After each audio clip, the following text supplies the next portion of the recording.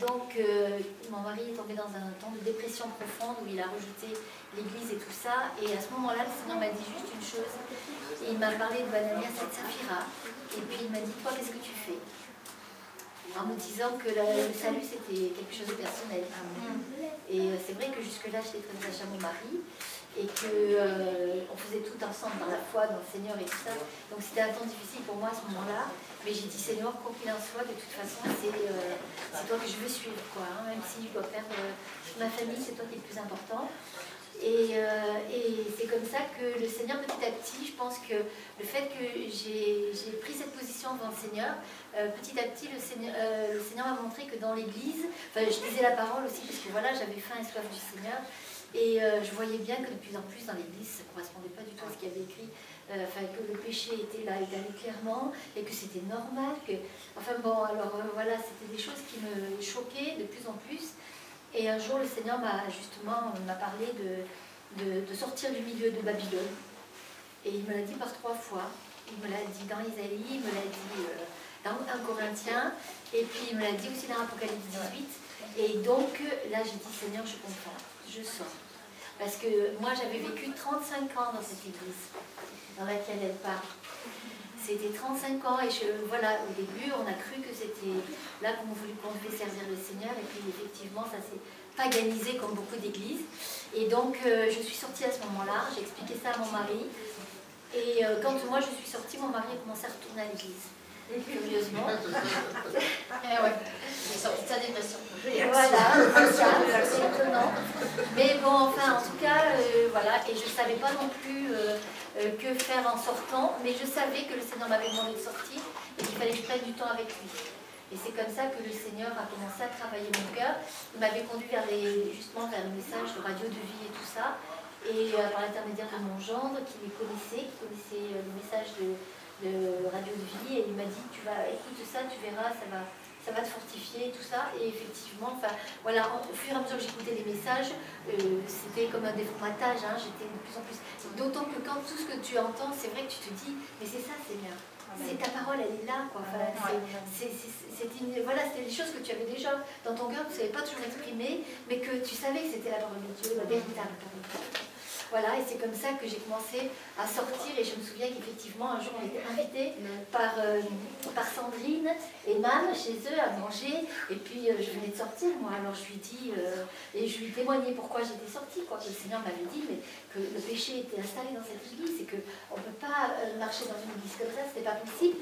Elle me dit, oui, mais tu comprends, toi, tes enfants, ils sont déjà grands, et tout ça, moi, j'ai encore mes enfants, si je les emmène dans le monde, alors qu'est-ce qu'ils vont...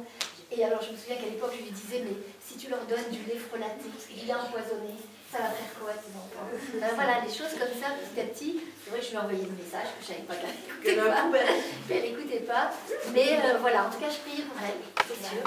Et j'étais super encouragée parce que voilà, le dernier message qu'elle m'avait envoyé c'était 6 mois avant. Et elle m'avait dit, Jocelyne, il faut que tu fasses attention, il y a eu un message d'un pasteur qui dit qu'il y a des messages faits pour faire sortir les gens de l'église, c'est pour qu'ils se fassent dévorer par l'ennemi et tout ça. Et je lui réponds, et là le Seigneur, vraiment c'était dans mon cœur, il me dicte lui-même ce que je vais lui écrire, et je lui réponds, oui mais si tu pries pas et que tu lis pas la Bible, tu peux être dans une église et être morte. Et là, silence radio pendant 6 mois, je me suis dit, ah, j'ai dû toucher quelque chose. Et je ne l'ai pas rappelé ni rien. Et puis au mois de décembre, Jocelyne, les écailles me sont tombées des yeux, faut que je passe te voir. Voilà, et comme ça, le Seigneur voilà, nous a permis de sortir ensemble. Et je bénis le Seigneur parce que ensemble, l'un après l'autre. Et voilà, on partageait de temps en temps, et de plus en plus souvent. Après, on a commencé à prier ensemble, et puis le Seigneur a conduit que voilà, nos frères et sœurs se joignent à nous, parce qu'ils ont fait un chemin aussi parallèle. Hein. Et c'est beau de voir comment le Seigneur, il travaillait dans les cœurs de chacun, et puis après, hop, il nous réunit pour marcher. Moi, donc quand je suis sortie, on a eu le privilège quand même un temps d'être enseigné par Ludovic Rouget, il y avait un groupe sur Latte, sur Garon, et sur Saint-Just, voilà. Et Ludovic Rouget est venu nous enseigner Enfin, et puis il nous faisait des Skype pendant pas mal de temps, donc on a eu cette grâce de pouvoir être enseigné dans la parole. Et ça nous a aidé à grandir hein, et à être déformaté, parce que c'est vrai que quand on pense à Moïse, qui a été enseigné dans toute la connaissance de l'Égypte, hein, on le dit, hein, il était puissant en parole, il est même dit dans les actes, et ben, il a été 40 ans en Égypte, et 40 ans il a été déformaté.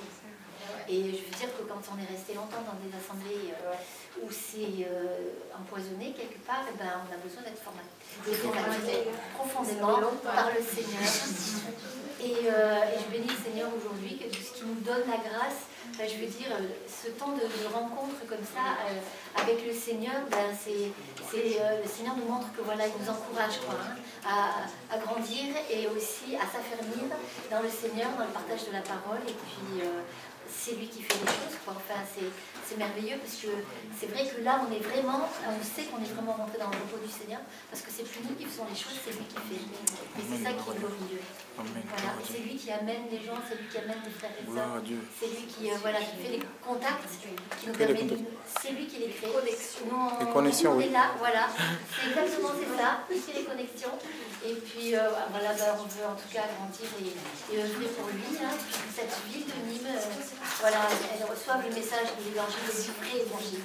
Parce que sur Nîmes, il y a énormément un pléthore de religions et de tout ça, mais et la religion du taureau aussi. Ouais, voilà, et mais le Seigneur, il veut mettre son pied là.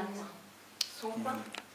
D'entendre dire, encore ensemble, je ne sais pas dans la version si c'est pareil.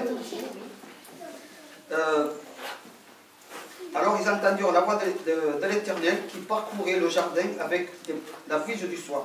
L'homme et sa femme allèrent se cacher devant l'Éternel, parmi les arbres du jardin. J'ai encore été éclairé par rapport à ce qu'il va dire. À l'instant même, l'Éternel Dieu appela l'homme. Ah, c'est pas la femme. C'est l'homme, le responsable. Et le matin, il y a la femme qui est avec lui, mais là il dit l'homme. Il dit, où es-tu? Il répondit, j'ai entendu ta voix. Ah, c'est plus, nous avons entendu. C'est profond. Hein? J'ai entendu ta voix dans le jardin et j'ai eu peur. Ah. L'homme a peur. Là, l'homme a peur et là, c'est sa faiblesse. Quand on a peur, on est faible. On est infirme. Tout à l'heure, je partageais, j'ai dit. La faiblesse, dans le sens qu'on est, quand on est infirme, qu'on est touché quelque part. Jacob, je dis ce qui me vient à l'esprit. Jacob a été touché du côté, sur la hanche, est devenu faible.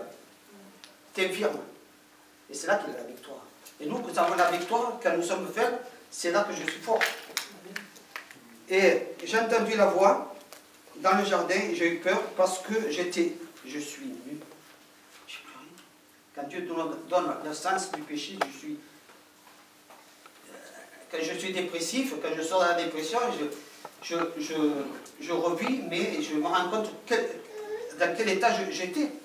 Je suis nu, c'est rien que ma gloire, c'est le Seigneur, c'est plus moi. Ce n'est plus moi qui vis, c'est Christ qui vit en moi. Du jardin, j'ai eu peur parce que j'étais nu. Je me suis donc caché. Ah, quand on a peur, on se cache. Parce qu'on découvre.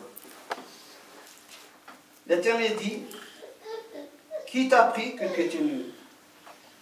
Et ainsi de suite. Il dit, voilà, c'est Dieu après, comme je disais, on est vis-à-vis, on est seul à seul avec Dieu. Quand je demande des comptes, ce n'est pas ensemble. Chacun, il prend cas par cas, on va régler l'affaire.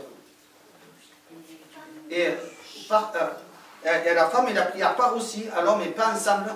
Et quand nous passerons le jugement de Dieu, le jugement de Christ, ben, nous allons passer seul à seul avec Dieu.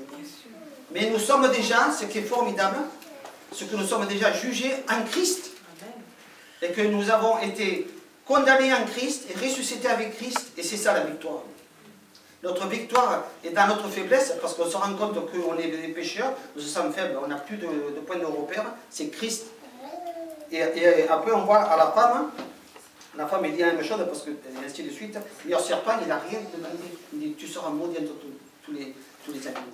Et ce que le message en cours, c'est que dans cette faiblesse, quand nous devons désobéir, nous sommes faibles, parce que nous nous rendons compte de ce que nous sommes, nous essayons de nous cacher, parce qu'on a honte, mais le Seigneur nous habille de sa grâce, de sa justice. Voilà. Et c'est l'œuvre de la croix qui accomplit tout cela. Amen. Amen, gloire à Dieu.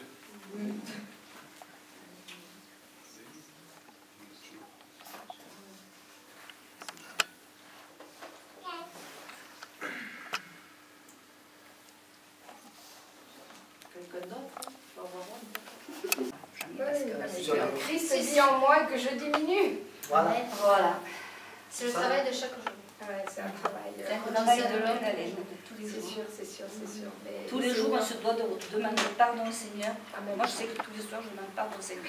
Quelque chose que j'aurais pu dire, quelque chose de... Ouais, c'est sûr. Même en pensée, des fois, c'est pas de faire mal, mais ça peut être en pensée. C'est sûr, c'est sûr. J'ai réalisé quand Jésus est mort vraiment sur la croix et que j'ai su qu'il a versé son sang, mais qu'il est mort nu. Moi, quand je me trouve nue, on se cache, mais lui, devant tout le monde, il a eu toutes les puissances des ténèbres qui sont venues sur lui. Et j'ai dit, moi, je suis toute petite devant toi, mais quel amour tu as eu pour moi et pour l'humanité. C'est sûr qu'on prend en C'est conscience un peu ça. chaque jour, chaque jour. Demandez au Seigneur qu'il le révèle de plus en plus. Amen. Albertine, je vais revenir sur la question que tu as posée tout à l'heure pour t'apporter plus de complémentarité en fait. Tu as demandé la corrélation entre la mort de Jésus à la croix et la condamnation du péché dans Romains chapitre 8 verset 1. Il n'y a plus de condamnation en Jésus-Christ. Jean chapitre 8 verset 34.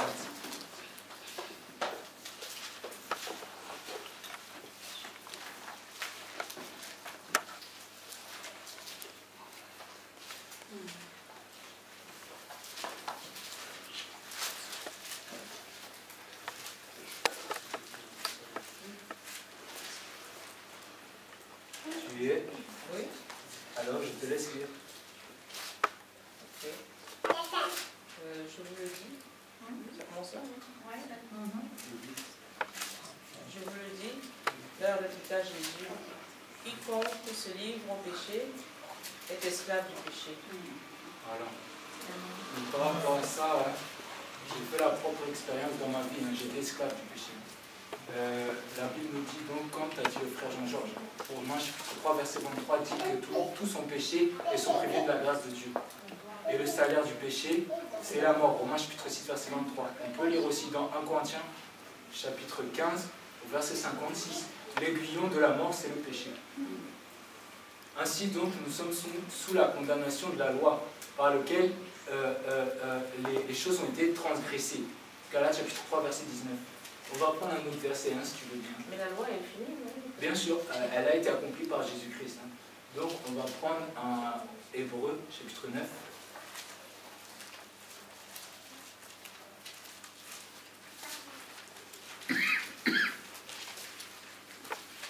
Verset 22.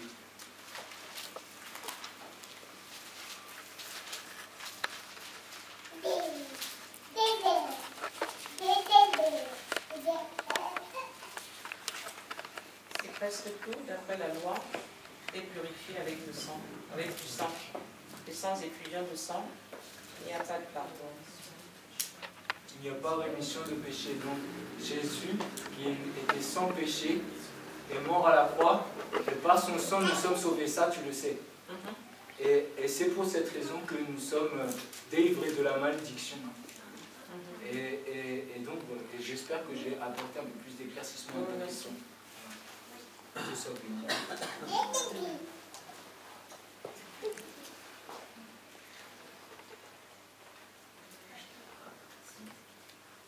Troisième question personnellement. J'ai un copain qui était tout le temps à la maison et depuis ce matin, j'ai porté un jugement sur lui.